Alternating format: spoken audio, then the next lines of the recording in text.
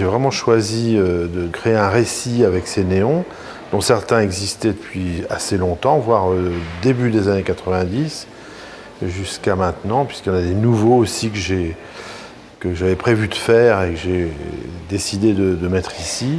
Il y a un vrai choix qui s'est fait pour adapter ces néons au lieu ici.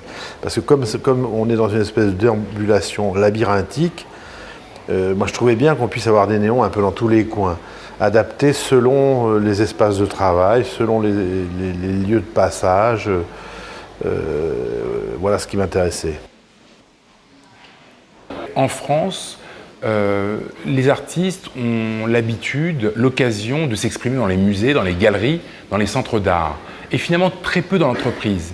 Et quand nous avons démarré notre collaboration, notre conversation avec Paul, très rapidement, je me disais que la singularité, la pertinence de voir un artiste plasticien investir une entreprise, les murs d'une entreprise, pour les collaborateurs, mais aussi pour les visiteurs et les clients, me paraissait judicieux et adéquate par rapport à l'actualité de notre nouvelle société.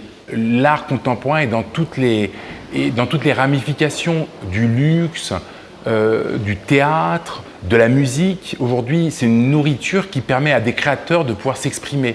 Et en ça, je pense que Claude Lévêque chez Mazarine était quelque chose de très intéressant. Le message que j'ai voulu faire passer aux collaborateurs de Mazarine était de dire que dans un monde de création qui est le nôtre, celui de la communication, il était essentiel de se rapprocher de l'art contemporain pour être inspiré.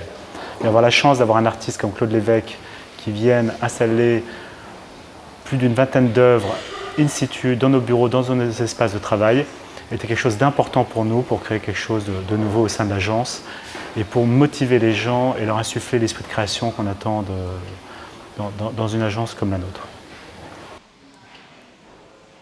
Donc je disais tout à l'heure, je l'ai exprimé parce que personne ne sait l'histoire de cette phrase. Il y a toujours une histoire derrière une phrase.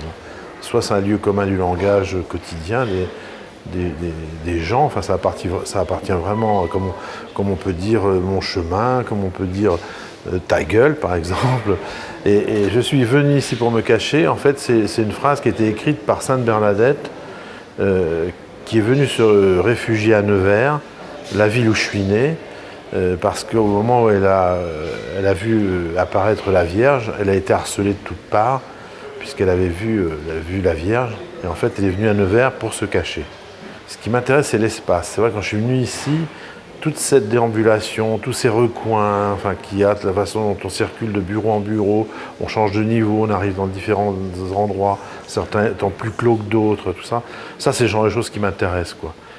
Cette problématique d'espace, cette problématique de déambulation où les gens vont pouvoir suivre par séquence des périodes comme ça de mon travail. C'est idéal, ça correspond tout à fait à mon travail. Après, le lieu, il est ce qu'il est et comme il est, m'intéresse comme expérience.